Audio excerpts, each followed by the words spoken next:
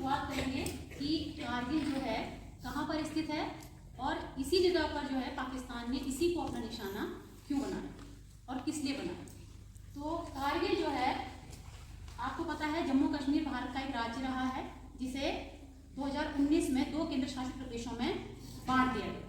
तो यहाँ पर वाला जो आप स्थान देख रहे हैं, यहाँ पर मैंने कारगिल बनाया हुआ है। भारत का नक्शा सभी ने देखा है और ये भारत का सबसे उत्तरी हिस्सा है, ये सबको पता है।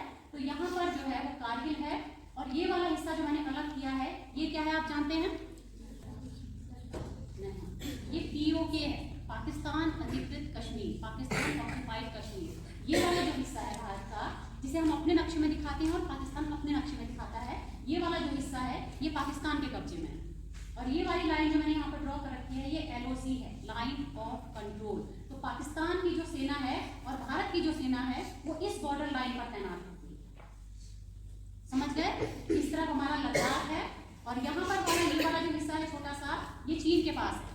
चीन इसको अपने नक्शे में दिखाता है, भारत इसको अपने नक्शे में दिखाता है और इस जगह पर जो है इसको ऑक्साइड चीन कहा जाता है। ये वाला हिस्सा चीन के कब्जे में है। यहाँ पर हमारा जम्मू कश्मीर है और यहाँ पर हमारा लद्दाख, ठीक है। और ये वाला जो मैंने पोर्शन दिखा रखा है ये हमारा क्या है? कारगिल। तो जैसा कि मैंने बता दिया ये वाली लाइन LOC है। पाकिस्तान की जो सेना है वो इसमें, पाकिस्तान की भी और भारत की जो सेना है वो यहाँ पर तैनात है, ठीक है। अब शुरुआत करते हैं कि कारगिल का जो युद्ध था किस वजह से हुआ। तो 1998 में परमाणु परीक्षण किया। तो वो सफल परमाणु परीक्षण 13 मई और 15 मई को भारत के द्वारा किए गए और भारत परमाणु शक्ति के रूप में उभरा। और उसके ठीक बाद पाकिस्तान ने भी परमाणु अपना प्रयोग किया और वो भी इसमें सफल रहा। तो कहीं ना कहीं भारत के जो उस वक्त प्रधानमंत्री थे श्री अटल बिहारी वाजपेयी जी, उनके मन में ये भय आया कि फिर पाकिस्तान एक ऐसा देश रहा है कि हमेशा से वो हमला करता है भारत पर, क्योंकि उसे क्या चाहिए? कश्मीर चाहिए। तो वो कभी ना कभी घुसपैठ करता रहता है। तो कहीं ना कहीं हमारे प्रधानमंत्री जी को लगा कि अगर उसने अपनी परमाणु शक्ति का प्रयोग कर दिया तो इससे बहुत ज्यादा क्या होगी? तबाही होगी, लोग मारे जाएंगे बेवजह। तो उन्होंने सोचा कि मैं एक बार पाकिस्तान जाता हूँ और वहाँ के प्रधानमंत्री से मुलाकात करता हूँ, अपने देश को बेहतर बनाता हूँ। तो 98 में परमाणु शक्ति का परीक्षण करने के बाद फरवरी 1999 में हमारे जो प्रधानमंत्री थे श्री अटल बिहारी वाजपेयी जी दिल्ली लाहौर बस के जरिए बस यात्रा उन्होंने की, दिल्ली से लाहौर तक की। और वो वहाँ के जो प्रधानमंत्री थे उस वक्त नवाज शरीफ, उनसे मिलने के लिए गए। तो जब वो वहाँ पहुंचे उनका बहुत स्वागत हुआ कि भारतीय प्रधानमंत्री आए हैं। उनका फूल मालाओं से स्वागत किया गया, 21 तोपों की सलामी दी गई। दोनों प्रधानमंत्री साथ में बैठे और उन्होंने आपस में बात की कि हम एक दूसरे के साथ मिलकर रहेंगे, युद्ध नहीं होगा, हम कोशिश करेंगे कि दोनों के संबंध क्या हों? अच्छे हों। लेकिन तब हमारे प्रधानमंत्री जी को ये नहीं पता था कि पाकिस्तान की तो कुछ और ही मंशा है। और वो मंशा किसकी थी? वहाँ का जो थल सेना अध्यक्ष है परवेज मुशर्रफ, उस वक्त जो थल सेना अध्यक्ष था परवेज मुशर्रफ, वो कहीं ना कहीं भारत को पसंद नहीं करता था। यहाँ तक कि जब हमारे प्रधानमंत्री वाजपेयी जी वहाँ गए, उन्होंने कहा कि मैं उनको सैल्यूट भी नहीं करूँगा। तो उन्होंने उनको सैल्यूट भी नहीं किया और कहीं ना कहीं उनके मन में ये था कि मैं तो जब मैं कुछ मेरे हाथ में कुछ हो पाएगा तो मैं भारत पर अटैक करूँ, ठीक है। तो ये अटैक वाली बात कहाँ से आई? 1998 में परवेज मुशर्रफ जो था वो वहाँ का थल सेना अध्यक्ष बन गया। वो एक जनरल था और उसे वहाँ के प्रधानमंत्री नवाज शरीफ ने थल सेना अध्यक्ष बना दिया। अब उसके पास पावर आ गया है ना, पूरी जो हमारी जो फौजें होती हैं उसका वो अध्यक्ष बन गया और सेना जो है अपने अध्यक्ष की बात ही मानती है। तो कहीं ना कहीं उसके मन में आया कि अब मैं ये बन गया हूँ, मेरे पास एक पद है, पावर है, तो मैं इसका उपयोग करता हूँ। और उसने क्या कर दिया? अपनी सेना को धीरे धीरे कारगिल के क्षेत्रों में भेज दिया, ठीक है। और ये सीधे सीधे उस संधि का उल्लंघन था जो शिमला समझौता 1971-2 में जो है भारत के उस वक्त प्रधानमंत्री रही थी हमारी इंदिरा गांधी और पाकिस्तान के प्रधान, क्योंकि कारगिल जो हमारा क्षेत्र है बहुत हाइट पर है। यहाँ की जो पहाड़ियाँ हैं लगभग 16,000 से 18,000 फीट ऊंची हैं। तो आप सोच सकते हो कि उतनी हाइट पर और वहाँ का जो टेम्परेचर है, कल मैं 9th को पढ़ा रही थी, मैंने कारगिल के बारे में कुछ बताया था, ग्रास नाम सुना था, मैंने बताया था कि वहाँ का जो टेम्परेचर है वो -45 हो जाता है झाड़ों में। तुम तो सोच सकते हो कि 0 के बाद तो बर्फ पड़ना शुरू हो जाती है, तो -45 में सैनिक हमारे उस जगह पर कैसे रहते होंगे। तो जब समझौता हुआ था, शिमला समझौता, उसके तहत जो साइन किए गए थे उसमें ये था कि अक्टूबर में, क्योंकि अक्टूबर से ठंड बढ़ना शुरू होती है, तो अक्टूबर में क्या किया जाएगा कि पाकिस्तान भी अपनी सेना को पीछे बुला लेगा और भारत भी अपनी सेना को पीछे बुला लेगा। बहुत ठंडी जगह है, सैनिकों को क्यों परेशान करना, उस क्षेत्र को छोड़ दिया जाएगा। ये तब समझौते में बात की गई थी। लेकिन 1999 में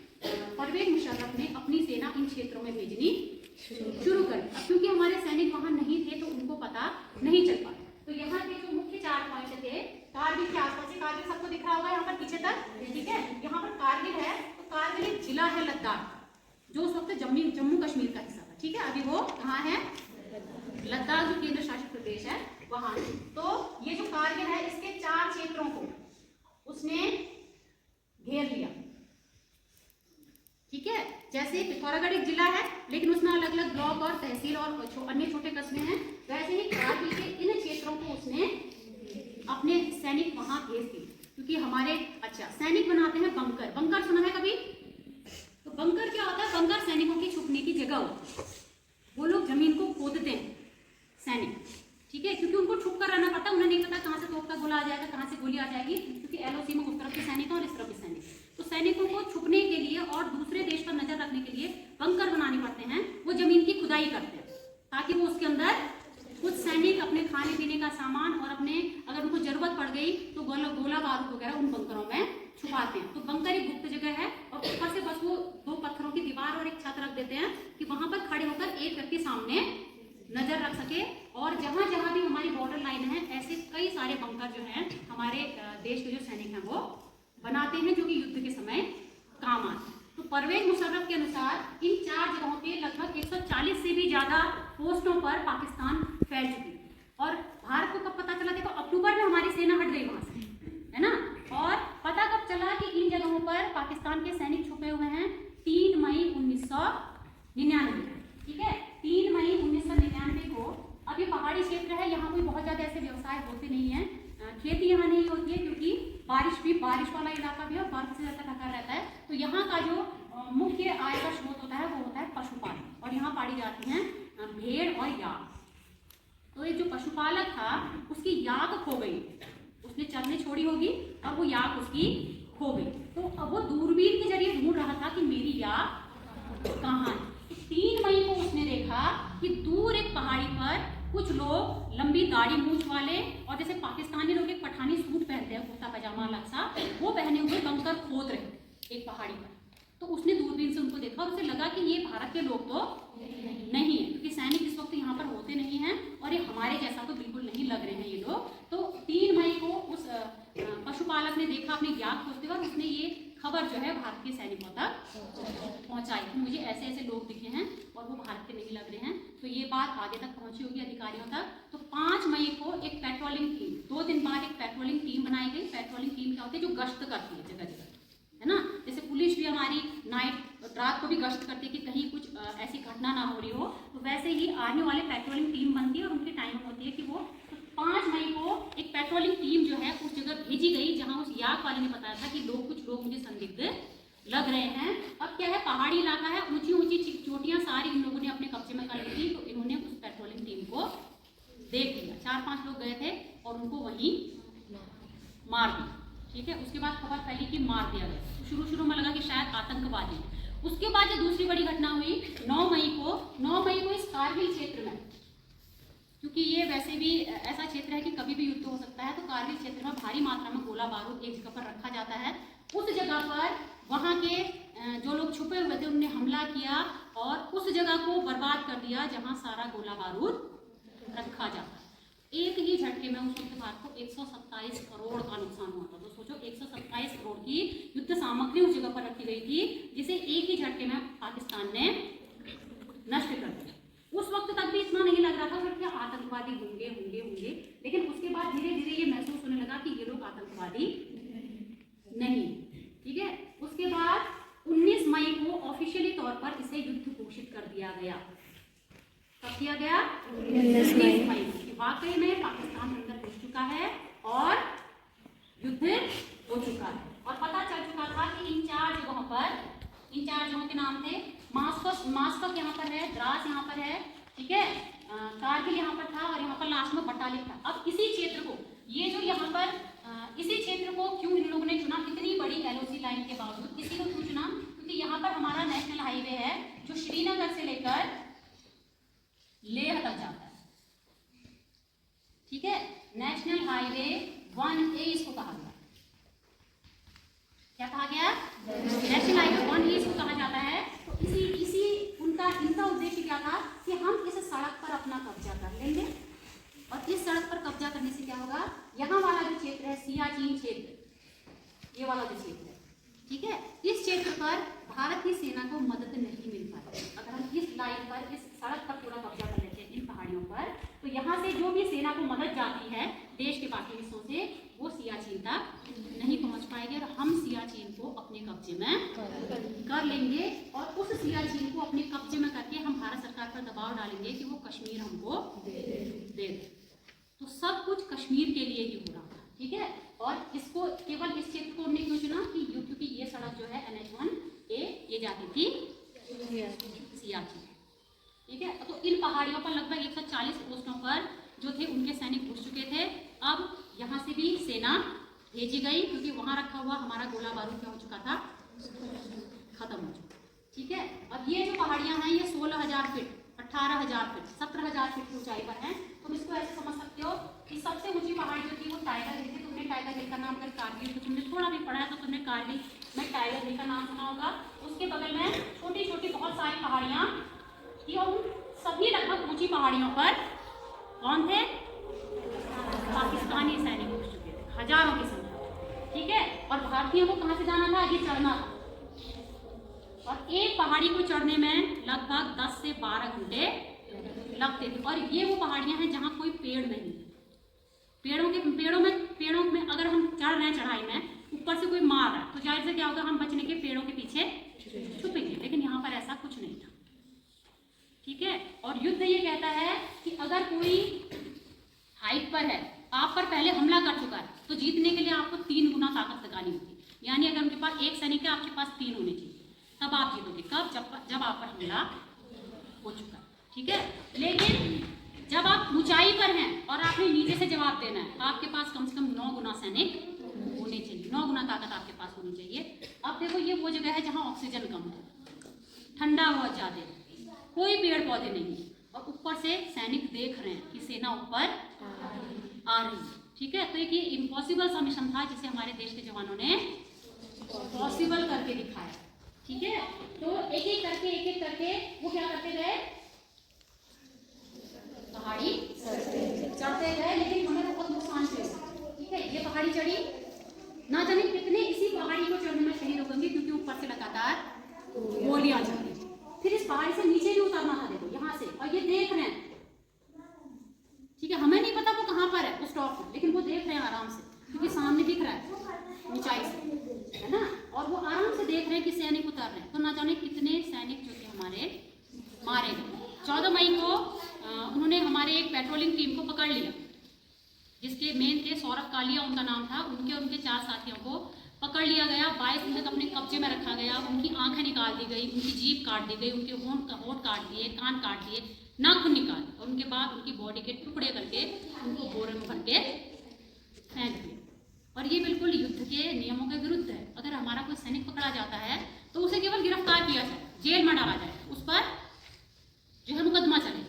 लेकिन पाकिस्तानी सैनिकों ने हमारे देश के जो जवान थे उनको इतनी बुरी तरह से मार, ठीक है। तो धीरे धीरे कई सारे शहीद जो थे होते गए, लेकिन हमारे देश के जो जवान थे वो अपने देश की पहाड़ियों को धीरे धीरे जीतते गए, ठीक है। सबसे मुश्किल था इस टाइगर हिल को पार करना, और इसी टाइगर हिल पर चढ़ते वक्त और यहाँ से नीचे उतरते हमारे देश के बहुत सारे शहीद हुए थे। तो यहाँ पर पहुँचकर एक रणनीति बनाई गई कि 3 टुकड़ियां बनाई जाएंगी, एक सामने से चढ़ेगी, एक यहाँ से आएगी और एक यहाँ से, ठीक है। तो 3 ऑपरेशन इसमें हुए थे। पहला था ऑपरेशन विजय जो थल सेना का था, दूसरा था ऑपरेशन सफेद सागर जो वायु सेना का था, और जो तीसरा था वो था ऑपरेशन तलवार जो नौसेना का। नौसेना क्या होती है,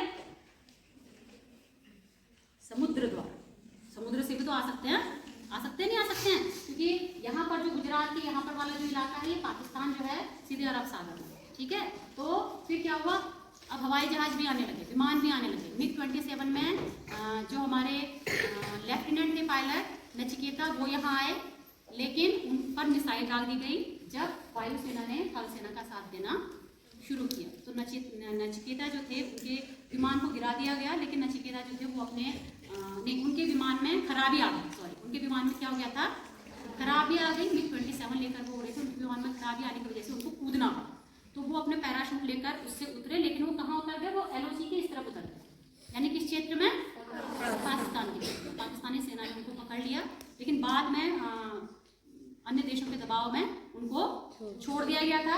इनके पीछे पीछे MiG-21 लेकर अजय आहलूवालिया आ रहे थे, और उनका क्योंकि जो नचिकेता थे उनका जो विमान था उससे संपर्क नहीं हो पा रहा था, तो अजय आहलूवालिया से कहा गया कि MiG-27 लेकर और जवान जो है वो खो दिए, है ना। तो ऐसी बहुत सारी लड़ाइयाँ हुई। उसके बाद समुद्र में जो ऑपरेशन क्या चलाया गया, कहा मैंने, तलवार, ठीक है। तो हमारे जितने भी नौसैनिक थे, जितने भी सेना से संबंधित जहाज थे, वो सारे यहाँ नीचे से आकर सारे अरब सागर में खड़े हो गए कि यहाँ से हमला ना।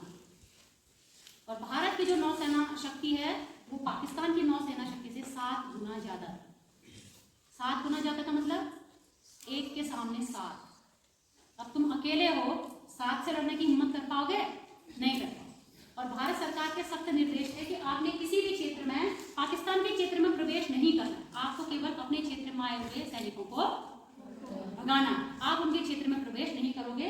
तो हमारी जो भी नौसेना थी वो यहाँ पर हो गई, तो पाकिस्तान के लोग अपने आप ही डर गए और खुद ही पीछे आ गए, और हमारी सेना यहाँ पर खड़ी रही कि हमारे क्षेत्र में तुम बिल्कुल नहीं आओगे, ठीक है। बहुत सारी लड़ाइयाँ लड़ी गई, और लास्ट में जो है फिर उसके बाद जो वहाँ के प्रधानमंत्री थे, कौन थे, क्या नाम बताया मैंने, पाकिस्तान के प्रधानमंत्री नवाज शरीफ। क्या था? नवाज शरीफ। वो पहुंचे अमेरिका से मदद मांगने। उस वक्त पाकिस्तान और अमेरिका के जो संबंध थे वो बहुत अच्छे, भागे भागे पहुंचे, हमारी मदद करो, हमारी मदद करो। तो वहाँ के जो राष्ट्रपति थे उन्होंने पूछा, आपने हमला किया है भारत पर? नहीं, हमने हमला नहीं किया, वो झूठ बोल रहे हैं, लेकिन हमारी मदद करो भारत से लड़ने। वो 2 चीजें कह रहे थे, एक तो हमने हमला भी नहीं किया है, और दूसरा हमारी मदद भी करो, हमारे सैनिक भारत में। तो क्या 2 चीजें एक साथ हो सकती हैं? नहीं हो सकती, ठीक है। तो राष्ट्र उन्होंने सीधे कह दिया कि हम आपकी कोई मदद नहीं करेंगे, क्योंकि आप घुसे उनके घर में, वो नहीं आए आपसे लड़ने, आप गए उनसे लड़ने, अपने सैनिकों को वापस बुलाओ। वहां परवेज मुशर्रफ पहुंच गया चीन से मदद मांगने, क्योंकि उसे लगा चीन तो भारत का दुश्मन है, चीन हमारी मदद करेगा। लेकिन भारतीय जो टेलीकॉम कंपनी थी, उन्होंने परवेज मुशर्रफ और चाइना के जिनसे भी उन्होंने बात की, उनकी बातें रिकॉर्ड कर ली, और हमारे जो प्रधानमंत्री थे वाजपेयी जी, उन्होंने प्रेस कॉन्फ्रेंस बुलाई और सारे मीडिया को वो रिकॉर्डिंग सुना दी कि परवेज मुशर्रफ साफ तौर पर कह रहे हैं कि हमने भारत पर हमला किया है, हमें कश्मीर चाहिए, हमें सियाचिन चाहिए, और हमने भारत के इतने जो है बंकरों पर कब्जा कर रखा है, हमारी मदद कर। अब वो सारे देशों से, पूरे विश्व से पाकिस्तान पर दबाव पड़ने लगा कि आप जो कर रहे हो वो गलत कर रहे हो, अपने सैनिकों को वापस दीजिए। जुलाई में नवाज शरीफ फिर गए अमेरिका, उन्होंने फिर मदद मांगी, लेकिन अमेरिका ने मदद देने से साफ मना कर दिया और उनसे कहा कि अपने सैनिक वापस बुलाओ। तो वहाँ के जो प्रधानमंत्री थे नवाज शरीफ, उन्होंने कहा कि बस युद्ध यही तक होगा, अपने सैनिकों को वापस बुलाया जाता है। तो 14 जुलाई को ये कहा गया कि युद्ध समाप्त हो गया है, ऑफिशियली घोषणा की गई कि अब युद्ध समाप्त हो गया, ठीक है। लेकिन भारत के जो हमारे सैनिक थे उन्होंने कहा कि भले ही युद्ध समाप्त हो गया, हमें पाकिस्तानी सैनिकों पर बिल्कुल भरोसा नहीं है, हो सकता है वो यहाँ अभी भी हो, ठीक है। तो 14 जुलाई से 26 जुलाई तक भारत के जो सैनिक थे वो इस पूरे क्षेत्र में घूमे कि कहीं कोई बचे तो नहीं है, और जब उनको लगा कि अब यहाँ कुछ भी नहीं है, तो 26 जुलाई को कारगिल विजय दिवस, जिसे शौर्य दिवस भी कहा जाता है, तब कहा गया कि हाँ अब युद्ध समाप्त हो चुका है, पाकिस्तानी सैनिक चले गए, ठीक है। तो युद्ध समाप्त हुआ। इस युद्ध में हमारे 550 से भी ज़्यादा सैनिक जो है वो मारे गए। हालांकि पाकिस्तान कहता है कि उन्होंने 1600 सैनिक मारे, वैसे ही पाकिस्तान के जो लगभग हैं 700 से 800 के करीब सैनिक मारे गए। हालांकि पाकिस्तान ये कहता है कि हमारे को 4000 सैनिक मारे गए। तो अलग अलग आंकड़े हैं। पाकिस्तान के लोग तो अपने सेना के जो जवान मारे गए थे, भारत के लोगों ने, भारत के राष्ट्रपति द्वारा कहा गया कि आपके सेना के सैनिकों के शव जो यहाँ पड़े हैं उनको लेकर जाए, उनको भी लेकर नहीं गए। उन्होंने कहा कि तुम्हें जो करना है हम भी ले जाते हैं। तो भारत के लोग इतने अच्छे हैं, भारत के सैनिक इतने अच्छे हैं कि जो घायल थे उनका इलाज कराकर उनको वापस किया गया, जो मर चुके थे उनको दफनाया गया, पूरा उनका अंतिम संस्कार किया गया, ठीक है। तो कारगिल विजय दिवस हम इसलिए मनाते हैं कि ये शौर्य गाथा यहाँ पर लिखी गई थी कि इतनी ऊंची पहाड़ियों पर पाकिस्तान के सैनिकों ने कब्जा कर लिया था। एक असंभव सा युद्ध था जिसे हमारे देश के सैनिकों ने संभव करके दिखाया। हमारे लिए कह देना बहुत आसान है कि हम जीत गए, है ना, लेकिन उस जीत के लिए कितना कुछ खोया गया, कितना आर्थिक नुकसान हुआ। पाकिस्तान की तो बदनामी हुई, वो तो वैसे भी बदनाम है अपनी आतंकवादी घटनाओं के लिए, लेकिन वो नुकसान जो वो हमारे देश को कर गया उसकी भरपाई नहीं हो पाई। ठीक है, इसलिए कारगिल विजय दिवस पर हम उन सभी शहीदों को नमन करते हैं जिन्होंने हमारे देश के लिए अपनी कुर्बानी दी। तो एक सैनिक जब सेना में जाता है उससे वो इस वादे के साथ जाता है कि पहले उसका देश आए, फिर उसका परिवार, उसके बाद वो खुद। और वहाँ पर लोग आगे जाते हैं युद्ध में कि हमें युद्ध लड़ना है। देश का जो हमारा जवान है उसको अपने लिए गौरव की बात समझता है कि उसे युद्ध में जाने का मौका मिला, अपना पराक्रम दिखाने का मौका मिला। तो उसके बाद कैप्टन विक्रम बत्रा सहित लेफ्टिनेंट अनुज नायर उसमें शामिल थे और उनके 6 साथियों को परमवीर चक्र से सम्मानित किया गया। और जो भी कईयों को सेना मेडल मिला, कईयों को और एक कारगिल गर्ल, अगर तुमने सुनी हो, गुंजन सक्सेना, अगर तुमने नाम सुना हो, गुंजन सक्सेना वो पहली महिला पायलट थी जो युद्ध जोन में गई। उससे पहले कोई भी महिला पायलट जो थी वो इस युद्ध क्षेत्र में नहीं गई थी। तो भारतीय गुंजन सक्सेना वो पहली महिला पायलट थी। उन पर एक मूवी भी बनी है गुंजन सक्सेना पर, जैसे कैप्टन विक्रम बत्रा पर एक मूवी बनी है, शेरशाह बनी है, गुंजन सक्सेना पर भी एक मूवी बनी है, मुझे मूवी का नाम याद नहीं आ रहा। कारगिल एक मूवी बनी है जिसको डिटेल में जानना है आप मूवी देख सकते हैं। विक्रम बत्रा की शेरशाह आप देख सकते हैं। गुंजन सक्सेना पर भी एक मूवी बनी है क्योंकि वो पहली महिला पायलट थी जो युद्ध क्षेत्र में गई। वहाँ वो सेना को हमारे सैन्य सामग्री पहुँचा रही थी, खाने पीने का सामान पहुँचा रही थी। जो लोग शहीद हुए थे या जो लोग घायल हुए थे उनको वहाँ से वापस आ रही थी। अभी वो पहले उस वक्त वो पायलट थी, अब वो एक बड़ी अधिकारी हैं। तो हम उन सभी अपने सैनिकों को नमन करते हैं।